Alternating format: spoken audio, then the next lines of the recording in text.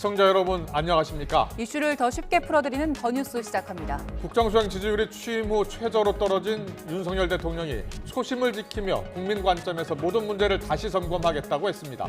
어떤 쇄신 카드가 나올지 전문가와 함께 전망해 보겠습니다. 박진 외교부 장관이 내일 중국에서 왕이 외교부장과 만납니다.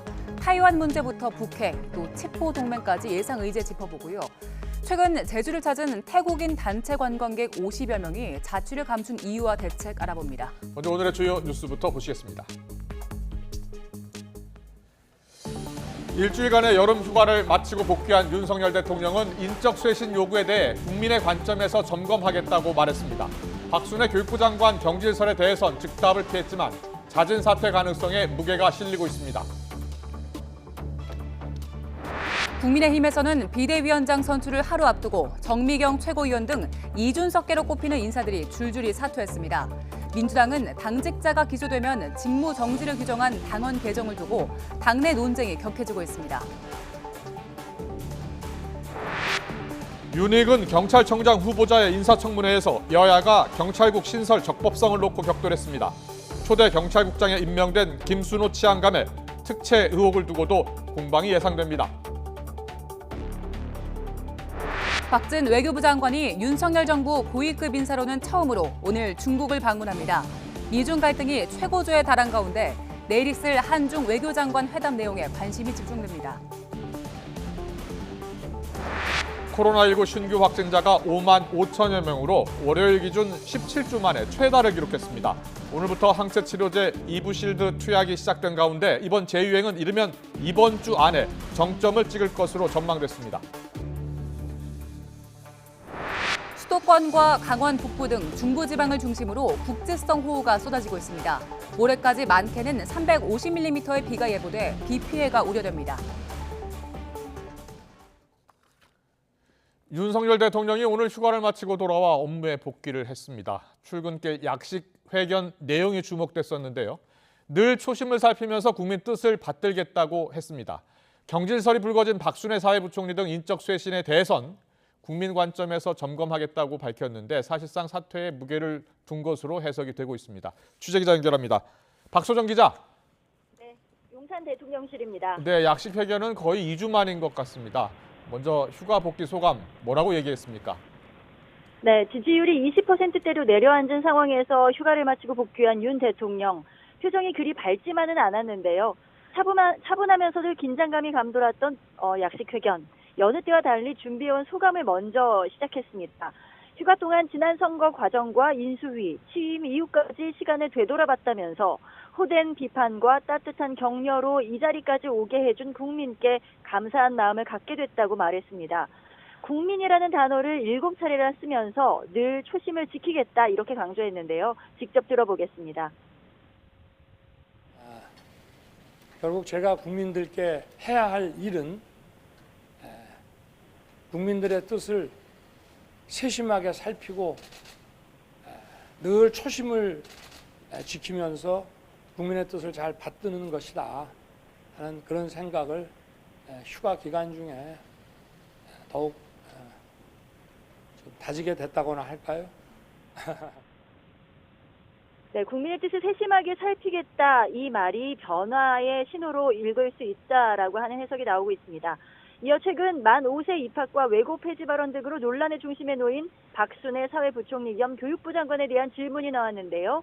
앞서 오늘 아침에 대통령실 핵심 관계자는 YTN 통화에서 박 부총리의 오늘 사퇴 가능성에 대해 배제할 수 없다고 언급을 했는데 인적 쇄신에 대한 물음, 윤 대통령은 이같이 답했습니다. 모든 어떤 국정 동력이라는 게 다 국민들로부터 나오는 거 아니겠습니까? 국민들의 이 관점에서 모든 문제를 다시 점검하고 잘 살피겠습니다.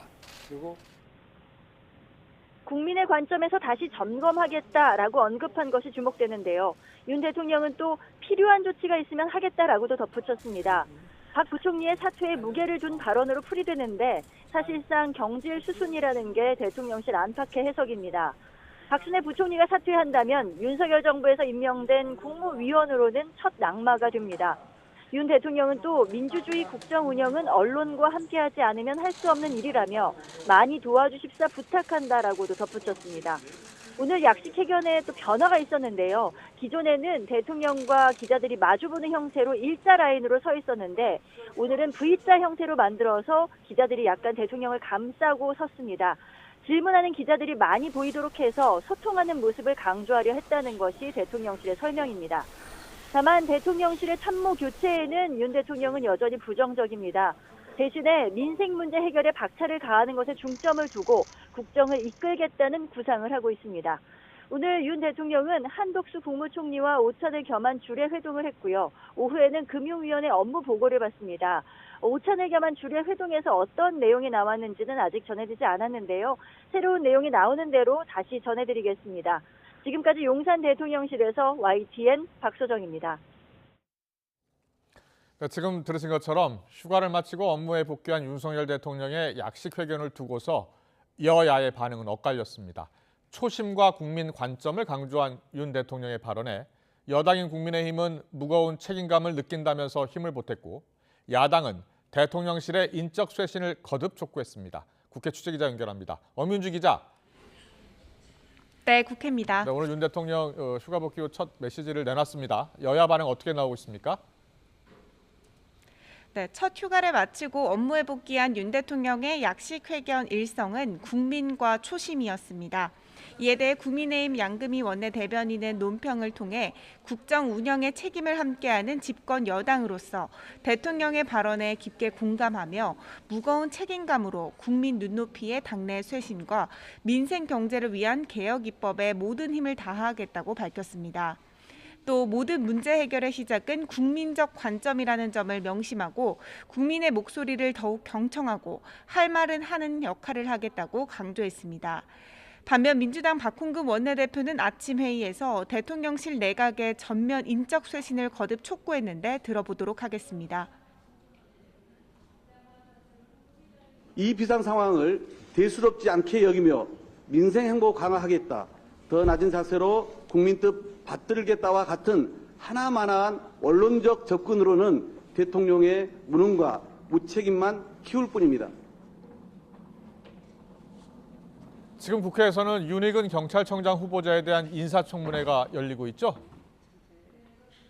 네, 오전 10시부터 국회 행정안전위원회는 윤익은 경찰청장 후보자의 인사청문회를 진행하고 있습니다.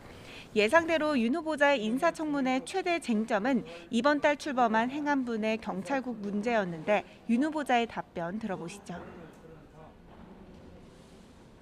행안부 설치를 하는 핵심적인 명분, 논리하고 이것을 반대 일선에서 최유로 집단 반발했는데 집단 반발했던 그 논리를 간단하게 명했습니다.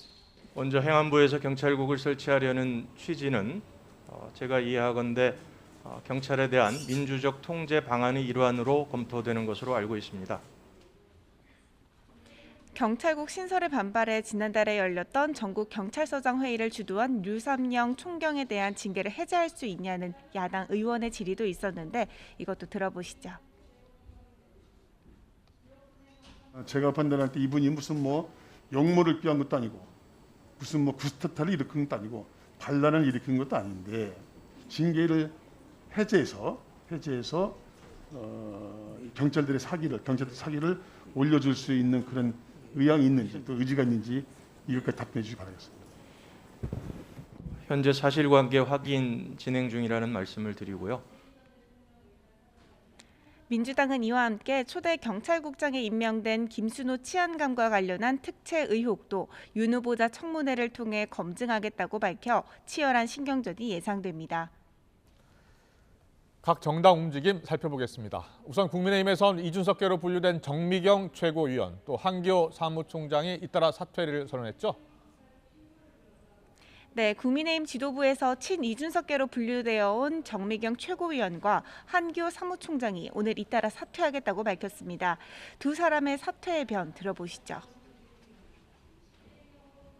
당의 혼란과 분열 상황을 빨리 수습해야 하는 것이 먼저라고 생각했습니다. 늘 우리가 부르짖어 왔던 당과 나라를 위하여 윤석열 정부의 성공을 위하여 그 밑거름에 저의 선택이 필요하다면 피할 수 없는 책임을 져야 한다고 생각했습니다. 새 술은 새 푸대에 담아야 된다고 그러잖아요. 결국은 비대위원장이 내일 뽑히게 되면 새로운 사무총장을 임명하는데 제가 물러나야지 부담이 없으시죠. 그래서 당을 위해서 먼저 물러나 주세요. 이렇게 이준석계 지도부 인사들이 줄사퇴하면서 비대위 중심으로 당을 수습하는 방향에 힘이 더욱 쏠리게 됐습니다. 하지만 이와 별개로 비대위 출범이 곧 당대표직 해임인 이준석 대표의 반발은 거세지고 있습니다. 오는 13일 기자회견을 열기로 했는데 사실상 법원의 효력정지 가처분 신청 등 법적 대응에 나선다는 뜻으로 풀이됩니다. 여기에 이 대표를 지지하는 당원들이 온라인상으로 조직된 국민의힘 바로세우기 단체는 오늘 국민의힘의 진짜 주인은 과연 누구인가를 주제로 토론회를 열었습니다. 현재 비대위원장으로는 당내 최다선 의원 중 한 명인 5선의 주호영 전 원내대표가 유력한 것으로 전해졌습니다. 계속해서 민주당 움직임도 자세히 전해주시죠. 네, 민주당은 주말 전국 순회 경선을 치르고 전당대회가 한창입니다. 초반부터 압승을 거둔 이재명 의원은 어대명을 넘어 확실히 대표는 이재명, 확대명으로 독주 체제를 굳히는 분위기입니다. 하지만 당직자 기소 시 직무 정지를 규정한 당원 80조 개정 논의 착수를 두고 당내 논쟁이 심화하고 있습니다. 사실상 사법 리스크를 앞둔 이재명 방탄용 개정이라는 반박이 커지고 있는데 박용진 의원은 오늘 아침 기자들과 만나 특전인 누구를 위해서 그런 일이 벌어져 또 다른 사당화의 논란, 또 다른 패배로 가는 그런 일이 있어서는 안 된다며 이 의원을 겨냥했습니다. 그러면서 당대표 권한을 축소하는 내용을 담은 당 혁신안을 발표하며 지지를 호소했습니다. 지금까지 국회에서 YTN 엄은주입니다.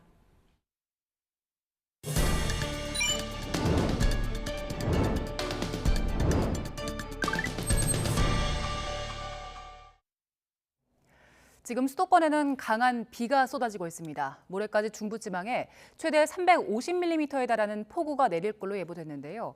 북한에도 많은 비가 올 걸로 예상돼서 휴전선 인근에 있는 임진강과 또 한탄강 등에선 범람 피해도 우려됩니다. 현장에 취재 기자 나가 있습니다. 임성재 기자. 네, 경기 연천군 군남댐에 나와 있습니다. 네, 군남댐이 접경 지역에 있어서 북한의 방류와도 밀접하게 연관돼 있는데 현재는 비가 조금 잦아든 것 같네요.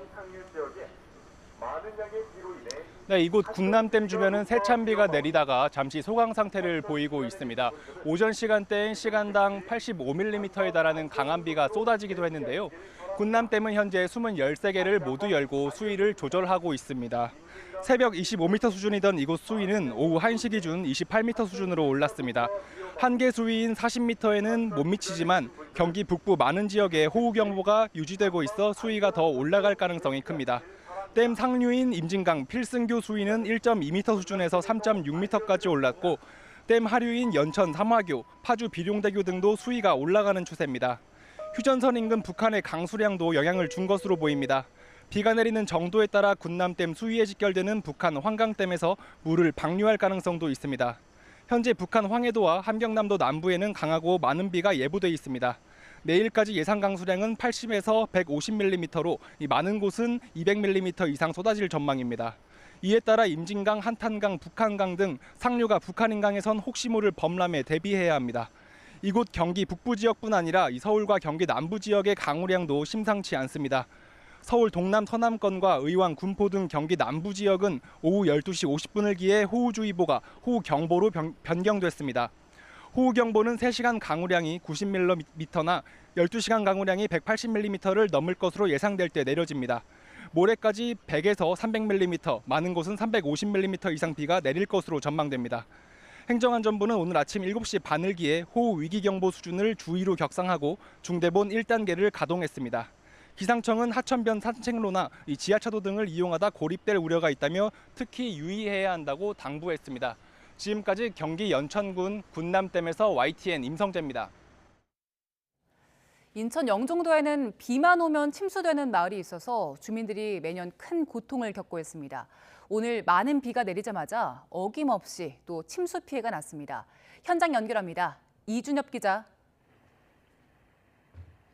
네, 인천 중산동에 나와 있습니다. 네, 오늘도 집중호우 1시간 만에 물바다가 됐다고 하는데 현장 상황 어떻습니까? 네, 그렇습니다. 보시다시피 저쪽 지대가 높게 형성되면서 물이 모두 이쪽으로 흘러내려오고 있는데요. 아까 전에 물이 많이 들어찼을 때는 제 허리춤까지 물이 들어차기도 했는데 지금은 물이 많이 빠진 모습입니다.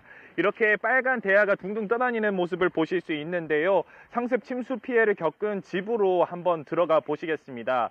이렇게 빨래 건조대, 그리고 깨진 장독대, 부서진 가구까지 널브러진 모습을 보실 수 있고요. 이쪽에는 재활용 쓰레기와 그리고 흘러들어온 나뭇가지 등으로 더럽혀진 집을 보실 수 있습니다. 이처럼 집이 워낙 상습적으로 침수 피해를 겪다 보니 여기 사시던 분들은 다른 곳으로 임시 대피한 상황입니다. 소방당국과 구청에서도 이렇게 배수 지원에 나서고 있지만 집중호우가 이루어질 때만큼은 침수를 피하지 못하는 모습입니다. 인근 주민들은 주변에서 성토가 이루어지면서 물이 모두 내려오면서 이렇게 침수가 일어나는 것이라고 주장하고 있는데요. 구청도 여기에 무게를 싣고 주변 농지들을 들여다보고 있습니다. 농지들에서 불법적인 부분들이 확인되면 고발하거나 혹은 시정 조치를 요구할 계획입니다. 지금까지 인천 중산동에서 YTN 이준엽입니다. 8월 상수는 한창 더울 때죠. 그런데 중부지방에 때 아닌 폭우가 예고됐습니다. 이번 비는 목요일까지 이어지는데 일단 모레까지 최고 350mm가 넘는 물폭탄이 쏟아질 걸로 보여서 비 피해와 휴가철 안전사고가 우려됩니다. 취재기자 연결해서 비 상황과 전망 알아봅니다. 김진두 기자. 네, 김진두입니다. 네, 지금 중부지방은 장마가 다시 시작된 것처럼 비가 계속 내린다고요? 네, 그렇습니다. 우선 중부지방에는 11일, 그러니까 목요일까지는 비가 계속될 것으로 보입니다. 비구름의 통로가 동서로 길게 형성돼 있기 때문인데요. 반면 남부지방은 33도를 넘는 무더위가 나타나면서 중부와 남부가 서로 다른 날씨를 보이겠습니다. 중부지방의 비는 강도가 무척 셉니다. 현재 경기와 서울 그리고 영서 지방에는 호우특보가 내려져 있는데 서울에는 호우경보가 발효 중인 상태입니다.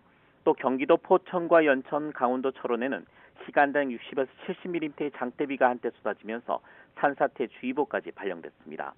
기상청은 일단 모레까지 중부지방에는 100에서 300mm, 특히 경기와 강원 남부, 충청 북부에는 350mm가 넘는 폭우가 내리겠다고 예보했습니다. 네, 지금이 한여름 휴가철이잖아요. 비 피해나 안전사고도 걱정이 되죠? 그렇습니다. 강우량을 보면 안전사고가 우려될 수밖에 없는 상황입니다. 기상청은 무더위를 몰고는 북태평양 고기압의 세력이 약해지면서 그 경계가 중부지방에 형성됐다고 밝혔습니다.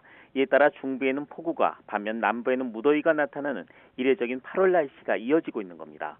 특히 중부지방의 비는 밤이 되면 빗줄기가 더 굵어지고 또 지역을 옮겨다니며 폭우가 쏟아지는 야행성 게릴라 폭우가 될 가능성이 큽니다. 기상청은 국지적으로 시간당 50에서 최대 100mm에 이르는 물폭탄이 쏟아지는 곳도 있을 것으로 보고 있습니다. 따라서 산사태와 침수 등 비 피해뿐 아니라 휴가철 안전사고도 우려되는 상황입니다. 방재 전문가들은 당분간 계곡이나 하천변 야영은 자제하고 휴가객들은 기상정보를 항상 꼼꼼히 챙겨야 한다고 조언했습니다. 지금까지 YTN 김진두입니다. 펑! 저 멀리 쿠바 석유 저장단지에서 거대한 폭발이 발생합니다. 잠시 뒤 대형 불기우등이 타오르는 모습도 보이죠. 석유 저장 시설에 벼락이 떨어져서 불이 났고 석유 저장 탱크가 폭발한 겁니다. 불길은 순식간에 번졌고 4차례의 폭발이 이어졌습니다.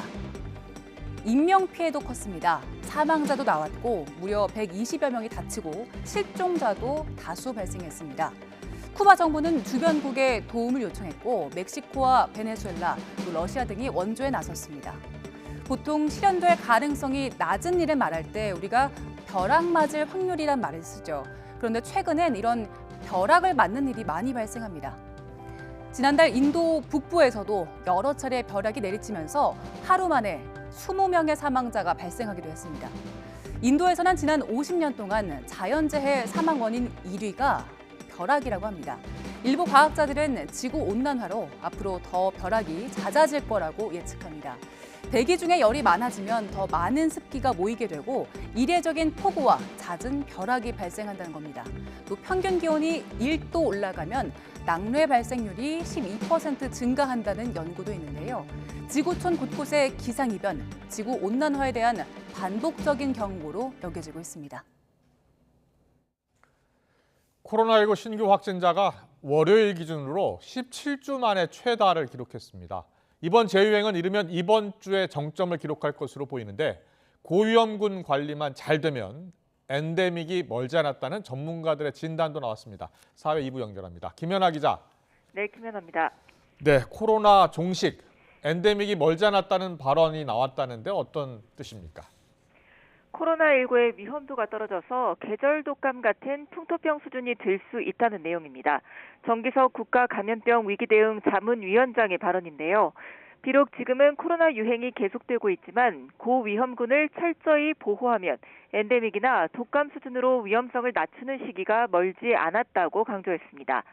정 위원장이 주목한 근거는 코로나 치명률입니다.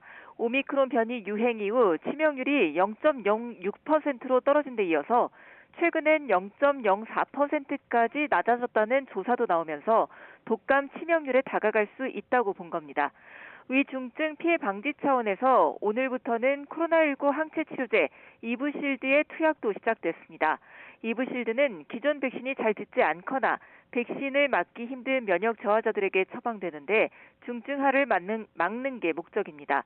코로나19에 감염된 적이 없어야 맞을 수 있고 감염 예방 효과는 최소 6개월간 지속하는 거로 알려졌습니다. 네, 코로나 재유행 정점을 향해 치닫고 있다고요? 네, 이르면 이번 주에 정점에 이를 것으로 예상됩니다. 오늘 0시 기준 코로나19 신규 확진자는 55,292명으로 전주보다 10,000명 정도 늘었는데 방역당국은 증가폭이 계속 줄고 있어서 이르면 이번 주, 늦어도 다음 주에는 정점을 기록할 거로 내다봤습니다. 다만 위중증과 사망자는 이달 말까지 계속 늘어날 전망인데요. 오늘 위중증 환자는 27명 늘어난 324명으로 83일 만에 최다를 기록했고 중환자실 병상 가동률 역시 40.3%로 높아졌습니다. 재택치료자는 60만 명에 육박합니다. 신규 사망자는 29명으로 치명률은 0.12%를 유지하고 있습니다. 지금까지 사회 2부에서 YTN 김연아입니다.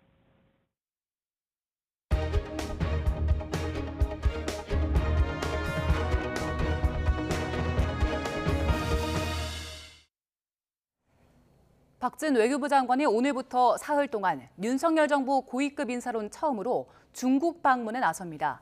박 장관은 산둥성 칭다오에서 중국의 왕이 외교부장과 한중 외교장관 회담을 갖고 한중 관계를 비롯해 한반도와 지역, 국제 문제 등 상호 관심사를 논의합니다. 한중 외교장관 회담은 지난달 7일 G20 외교장관 회의를 계기로 열린 첫 대면 회담 이후 한 달여 만입니다. 한중 양측은 이번 회담에서 동북아와 한반도 긴장 완화를 비롯해 반도체 등 공급망의 안정적 관리, 문화 콘텐츠 교류 확대 등 양국의 현안을 놓고 폭넓게 논의할 걸로 보입니다. 박진 외교부 장관의 방중, 또 내일 예정돼 있죠. 한중 외교장관 회담. 우리나라 입장에서는 미국과 중국 모두 국익 차원에서 중요한 나라들이기 때문에 고심이 깊은 상황입니다. 네, 관련해서 강준영 한국외대 국제지역대학원 교수와 함께 짚어보겠습니다. 어서 오세요. 어서 네, 안녕하세요. 안녕하세요. 지금 중거 관련해서 이슈가 많잖아요. 네네. 교수님께서 생각하시기에 가장 큰 이슈가 뭐라고 보세요? 네, 지금 이제 중국 입장에서는 아무래도 우리 IPEF 가입 이후에 이게 이제 반도체 협의, 뭐 G4라고 얘기합니다만은 이쪽 부분에서 중국을 견제하려는 미국의 의도에 한국이 들어가 있다. 네. 이제 이런 생각을 하는 게 있고, 그 다음에 사드 문제입니다. 역시 사드 3불. 지난 정부에서 약속을 했는데 왜 이번 정부에서는 그게 약속이 아니라고 하느냐? 그거 지켜라. 그렇군요. 이제 이 얘기. 그 다음에 이제 최근에 한중 간에 공식적으로는 잘 얘기를 하지 않지만 대중 정서가 굉장히 안 좋잖아요. 반중 정서, 우리 한국에. 이런 부분들이 양국의 미래 발전을 굉장히 저해한다라고 우리는 생각을 하고 있는데, 중국은 그런 점에서는 우리만큼 심각하게 보지 않는 것 같아요. 그래서 아마 문화 콘텐츠 교류가 이제 그런 것 때문에 나온 것 같고 네. 최근에 그 대만 문제와 관련해서 이 박진 장관이 ARF 회의에 가가지고 현상 변경의 일방적인 변경을 반대한다 이런 얘기를 했다고. 이게 이제 미국이 잘 쓰는 말이고 일본이 잘 쓰는 말이거든요. 예, 미국 입장이죠. 예. 그러면 한국이 그쪽으로 간 거 아니냐? 너희들 입장은 뭐냐? 뭐 이제 이런 그 자신들이 아쉬운 얘기를 많이 할 필요가 있고 우리는 역시 가장 이슈가 이제 북핵 문제입니다. 네. 북한 핵 문제를 어떻게 중국의 협조 아래 안정적으로 관리할 거냐 이게 문제거든요. 그래서 예. 그런 걸 둘러싸고 논의가 있을 것 같습니다. 알겠습니다. 주요 의제를 쭉 짚어주셨는데 먼저 치포동맹 관련해서 이야기 나눠볼게요. 일단 우리 정부는 예비회의에 참석하겠다는 이야기를 내놨고 네네. 이 예비회의 결과 따라서 치포동맹에 참여할 건지 아닌지를 결정한다고 했잖아요. 근데 이미 예비회의 들어갔다는 것 자체가 이제 그쪽으로 가는 건데 8월 1일입니다. 그거 한 지가 벌써 그 박진 장관이 국회에서 그렇게 답을 했고 이미 그런 게 진행이 되고 있는데 이 예비회의라는 거는 어떤 개념으로 접근을 하냐 하면 앞으로 이 취포를 어떻게 할 거냐. 물론 이제 우리는 반도체 공급망 협의 이렇게 바꿨습니다만은 거기에 인력 양성은 어떻게 할 거고 기술 발전은 어떻게 할 거고 안정적인 공급망을 어떻게 확보할 거냐 이런 얘기를 하는 거지 누구를 배제하려는 건 아니다라는 거가 1차 예비회담에서 거기까지 나올 얘기는 아니거든요. 예. 그러니까 우선 그걸 보고 우리가 하겠다고 얘기를 하는 거고 그런 점에 대해서 중국한테도 처음부터 이렇게 강력하게 반대 의사를 표명하면 이게 사실 한국도 공간이 없어진다라는 얘기를 분명하게 해야죠. 그렇군요. 오늘 윤석열 대통령이 우리 국익을 잘 지켜내겠다라고 했는데요. 우리가 만약에 이 치포동맹에 가입을 하게 되면 중국이 혹시 경제보복을 하지 않을까 걱정이거든요. 네, 그게 이제 제일 큰 고민인데요. 그 경제보복 지난번 사드 같은 경우는 그랬잖아요. 중국이 매우 직접적으로 자신들을 겨냥해서 군사 무기를 했다라는 차원에서 그렇게 할 수 있는 이제 그 일종의 개연성이라든지 이런 게 충분히 있었는데 이 G4 동맹이라는 거는 반도체 생산 구조를 이해한다면 그렇게 얘기하면 안 되는 거죠. 그렇군요. 왜냐하면 반도체라는 거는 미국의 장비와 일본의 소재와 한국과 대만의 제조 기술력이 합쳐져서 제품이 하나 나오는 거예요. 네. 그러면 한국 입장에서도 어느 하나도 없으면 이 제품을 만들 수가 없거든요. 그렇다면은 우리 반도체 40%가 중국으로 수출이 되고 그다음에 현지에 또 삼성과 SK 공장이 있습니다. 그다음에 대만의 TSMC도 그렇게 싸우면서도 30% 이상을 갖다 쓴단 말이죠. 그러면 만약에 이게 잘못돼서 우리도 역규제라고 그럴까요? 그거 어렵다 그러면 수출이 안 된다 그러면 중국의 반도체 산업이나 반도체를 이용해서 완제품을 만드는데 결정적인 문제가 있기 때문에 그렇군요. 직접적인 형태로 하기는 쉽지 않을 거다 이런 생각은 듭니다. 알겠습니다. 네.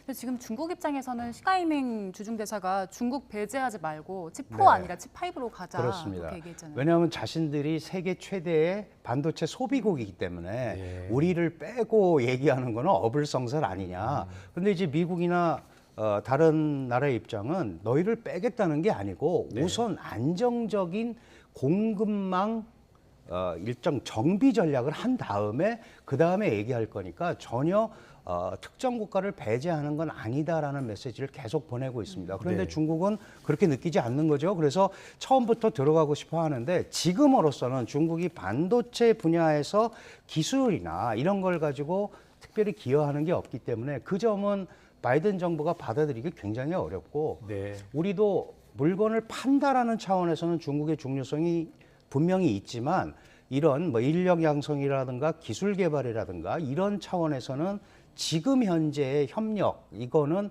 아직은 아니다 이렇게 우리 정부는 보고 있는 것 같습니다. 알겠습니다. 치포동맹에 관해서는 그렇게 크게 우려할 필요는 없다라고 판단하고 계신 것 같은데 내일 한중 외교장관 회담에서는 이제 사드 운용 문제 얘기를 할 겁니다. 산불 정책 관련해서 이야기를 할 거고요.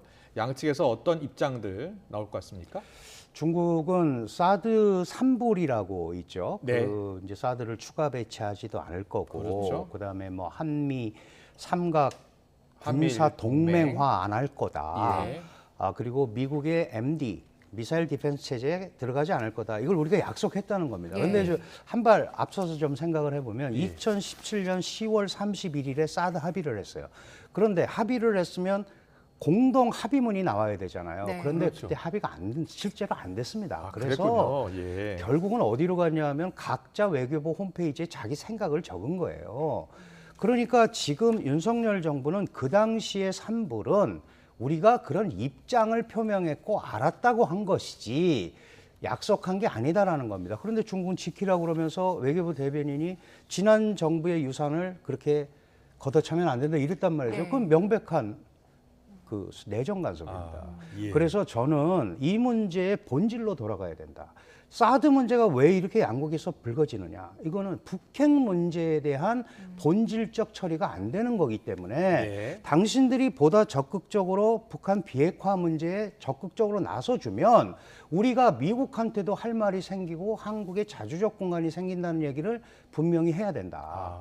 그렇게 해서 본질로 돌아가서 풀어야지 이 메인 디시는 놔두고 네. 전체 요리만 가지고 지금 계속 얘기하는 거는 그렇군요. 양국에 도움이 안 된다. 이런 얘기를 좀 했으면 좋겠습니다. 알겠습니다. 북핵 관련해서 얘기해 주셨는데 우리는 그렇게 이야기를 하고 그럼 중국 측에서 어떤 식으로 얘기할까요? 중국은 당연히 북한 핵이라는 게 원래는 조선과 미국 간의 핵 문제라는 뜻입니다. 북한과 미국의 문제지 중국은 관계 없었다고 그랬고 그래서 미국이 북한에 대한 압박 정책을 실시하기 때문에 핵을 개발했다는 거거든요. 그런데 핵을 개발하고 나서는 다 아시잖아요. 한국도 핵 공격의 대상이 된다고 김여정이 얘기한단 말이죠. 그러면 이런 상황에서 우리가 직접적 위협이 됐다. 그런데도 중국은 여전히 북한을 자극하지 말라라는 얘기를 하면서 쌍궤 병행이니 뭐 이런 얘기 하고 있단 말이에요. 네. 한미연합훈련 하지 마라. 저는 이번에 박진 장관께서 그 말씀을 꼭 해주셨으면 좋겠어요. 북한은 국제사회의 규범과 규칙을 무시하고 핵을 만들어서 동북아는 물론이고 전 세계를 위협하고 있는 가해자다. 어떻게 가해자를 피해자로 만들어서 그 피해자를 달래려고 하느냐. 그건 아니다. 중국이 대국이라면 그 문제는 분명히 짚고 어떻게 이거를 양국이 협력해서 갈 것인지에 대한 구체적 방안. 그게 우리가 생각하는 건설적 역할입니다. 네. 이제 그런 거를 좀 이번에 분명하게 전달이 됐으면 좋겠습니다. 알겠습니다. 중국이 펠로시 방문 이후 사상 최대의 타이완 봉쇄 훈련, 군사훈련 했잖아요.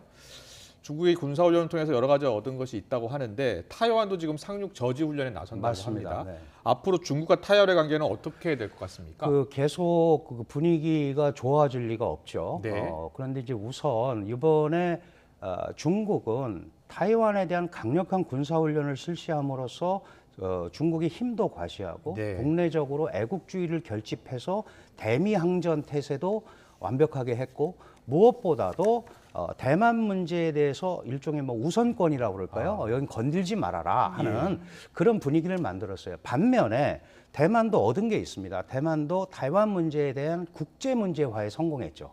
사람들이 잘 몰랐는데. 그리고 중국의 강압 정책에 대해서 대만 사람들의 대중 경각심이 크게 올라갔죠. 네. 그랬겠죠.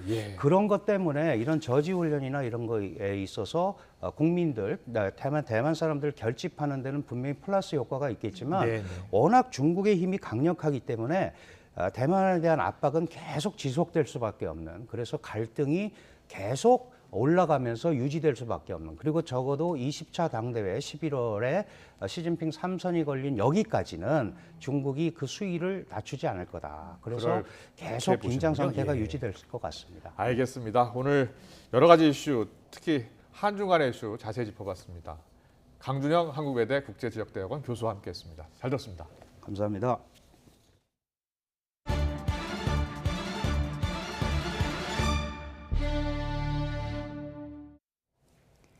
투석병원 환자와 간호사 등 5명이 희생된 경기 이천시 상가 건물 화재와 관련해서 경찰이 불이 시작된 3층에서 철거 작업을 진행하던 업체 등을 압수수색했습니다. 경기 남부경찰청은 그제 발화 지점으로 지목된 3층 스크린 골프장에서 철거 작업을 진행하던 업체와 희생자가 발견된 병원, 건물 관리사무소 등 모두 7곳의 수사관들을 보내 관련 자료를 확보했습니다. 경찰은 화재 원인을 파악하기 위해 압수한 자료들을 분석하면서 스크린 골프장 업주와 철거 관계자, 피해자 등 36명을 상대로 조사를 진행했습니다. 본격적인 금리 인상기를 맞아서 조금이라도 이자를 아낄 수 있는 상품이 관심을 끌고 있습니다. 또 은행들이 잇따라 수신금리를 올리면서 5대 은행의 예적금 잔액은 지난달에만 27조 원이 늘었습니다. 강희경 기자의 보도입니다. 한국은행의 빅스텝으로 금리 인상에 본격적으로 속도가 붙으면서 이자를 어떻게 하면 더 아낄 수 있는지에 덩달아 관심이 쏠리고 있습니다. 대표적인 것이 금리 상한형 주택담보대출입니다. 한국은행이 기준금리를 0.5%포인트 올린 지난달 중순부터 지난달 말까지 4대 시중은행이 보름 동안 내준 금리 상한형 주택담보대출 건수는 모두 183건. 직전 1년 동안 취급한 실적의 3배 수준으로 금액만 보면 4배가량 뛰었습니다. 금리 상한형 주담대는 대출자들이 과도한 이자 부담을 겪지 않도록 일정 기간 금리 상승폭을 제한하는 상품으로 신규뿐 아니라 기존 대출에도 특약을 추가해 이용할 수 있습니다. 최근에 변동금리가 고정금리보다 높아지면서 문의도 많아지고 실제 가입하신 분도 많아졌습니다. 앞으로도 수요가 이어질 것으로 예상됩니다. 다음 달부터는 변동금리 주택담보대출을 고정금리로 바꿔주는 안심전환대출도 신청할 수 있습니다. 주택가격 4억 원 이하와 대출한도 2억 5천만 원 등 제한 조건이 있지만 내년부터는 주택가격 9억 원 이하 등으로 조건이 일부 완화된 상품도 공급됩니다. 정부는 안심전환대출이 내년까지 차질 없이 이뤄지면 은행권 가계대출 변동금리 비중이 크게 내려갈 것으로 내다보고 있습니다. 은행권의 가계대출 변동금리 비중은 78% 수준에서 73% 아래로 최대 5%포인트가량 하락할 것으로 기대됩니다. 기준금리 인상과 함께 은행 예적금도 빅스텝을 밟고 있습니다. 5대 은행의 지난달 말 정기 예적금 잔액은 749조 8천억여 원으로 한 달 만에 27조 원 넘게 늘었습니다.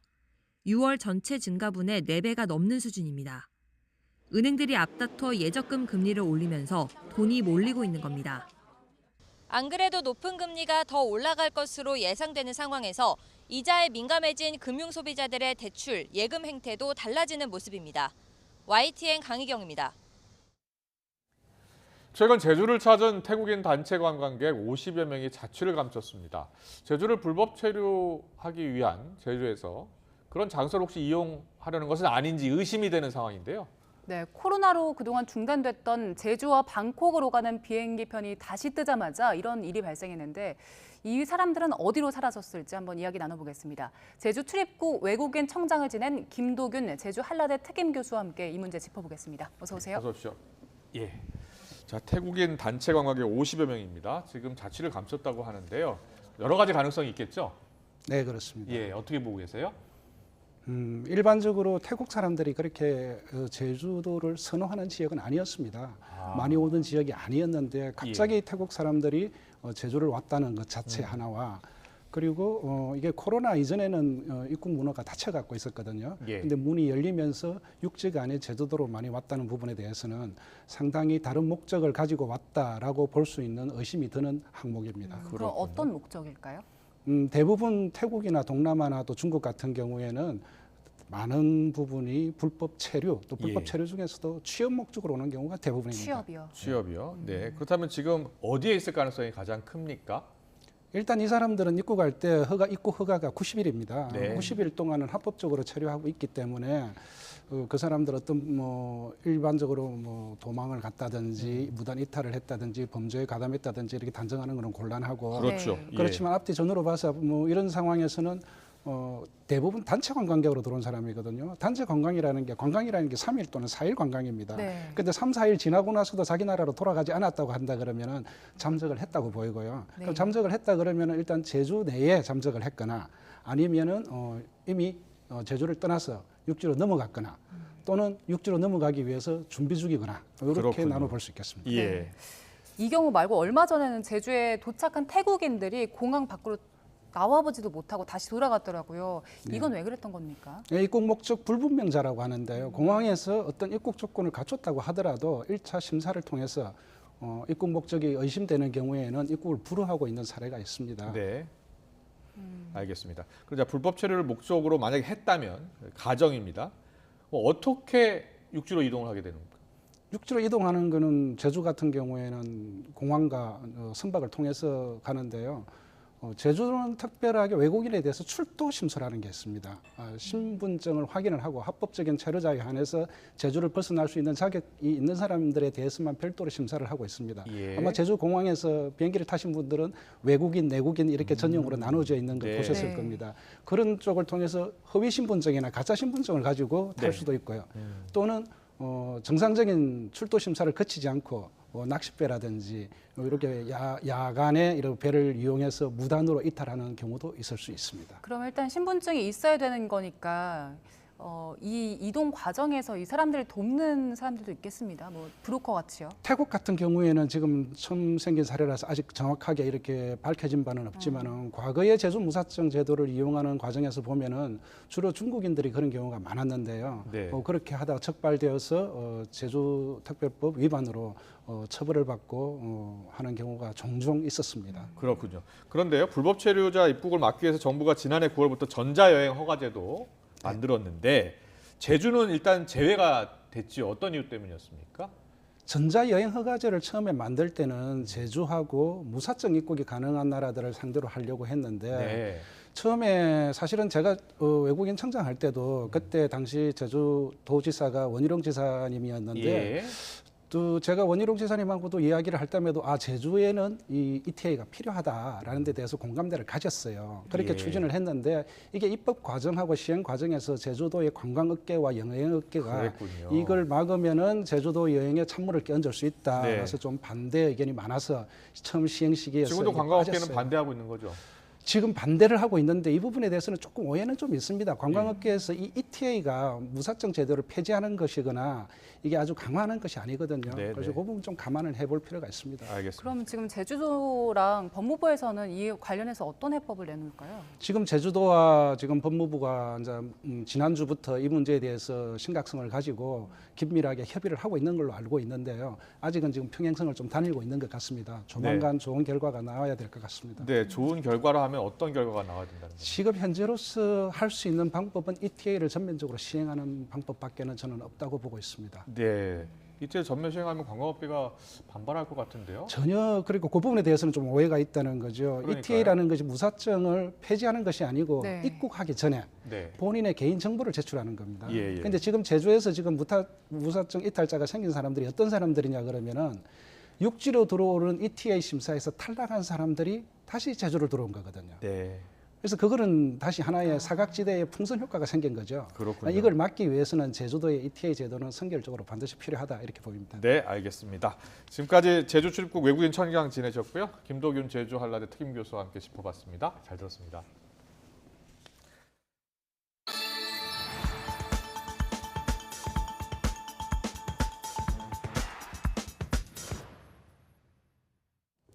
우리나라 첫 달 탐사선인 다누리 발사에 대해서 그동안 강대국 중심으로 이루어졌던 달 연구가 국제적인 보편성을 획득한 징표이자 미국의 동맹 강화 정책의 결과물이라는 미국 언론의 칼럼이 나왔습니다.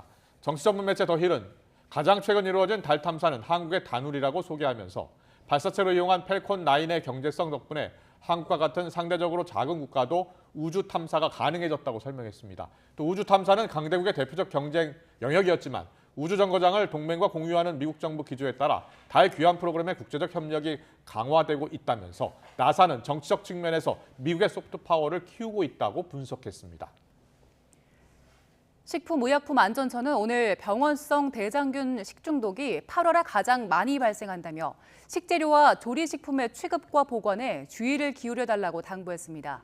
식약처는 최근 5년간 병원성 대장균 식중독 발생 건수가 모두 176건으로 이 가운데 62%가 여름철에 집중됐고 특히 8월에 발생한 경우가 54건으로 가장 많았다고 밝혔습니다. 병원성 대장균 식중독은 여름철 식중독 가운데 가장 많은 유형으로 동물의 대장 안에 흔한 병원성 대장균이 퇴비를 통해 채소를 오염시키거나 도축 과정에서 고기를 오염시켜 발생합니다. 차가운 북극해에서 살아가는 흰고래 벨루가 한 마리가 얼마 전 서식지에서 수천 킬로미터 떨어진 파리의 센강에서 발견됐습니다. 그런데 이 벨루가가 먹이를 거부하면서 말라가고 있어 구조당국에 애를 태우고 있습니다. 강성욱 기자의 보도입니다. 지난주 초 파리 생강에서 발견된 흰고래 벨루가입니다. 사람에게도 친숙함을 표현하는 벨루가는 유려하고 멋진 몸매를 지녀 큰 인기를 끄는 고래입니다. 그런데 생강에 나타난 이 벨루가는 깡마른 몸을 갖고 있고 움직임도 그다지 활발하지 못합니다. 전문가들은 차가운 북극해에서 서식하는 벨루가가 무려 3,000km를 거슬러 생강까지 온 이유는 알 수 없지만 질병을 앓고 있는 것으로 보고 있습니다. De voir des animaux comme ça dans la Seine, avec le réchauffement climatique et tout, on se demande le pourquoi et qu'il arrive à remonter si haut quand même. 최근에는 구조 당국이 건네주는 청어나 송어 등의 먹이를 전혀 먹지 않아 걱정을 더욱 키우고 있습니다. 민물에서 일주일여를 지낸 벨루가는 이제 스스로 헤엄쳐 바다로 돌아갈 기력조차 없는 상황으로 판단되고 있습니다. 그렇다고 보트로 벨루가를 옮겨 실어 바다로 나른다고 해도 생존을 감당하기 어려운 상황으로 관측되고 있습니다. 벨루가의 상황이 심각하다 보니 한때 안락사시키는 방안도 거론됐지만 지금은 선택지에서 제외됐다고 구조 당국은 밝혔습니다. 지금은 어떻게 하든 벨루가에게 비타민 등 영양제를 투여해 다시 바다로 돌려보낼 만큼 기력을 되찾게 하는 방안을 적극적으로 모색하고 있습니다. YTN 강성욱입니다.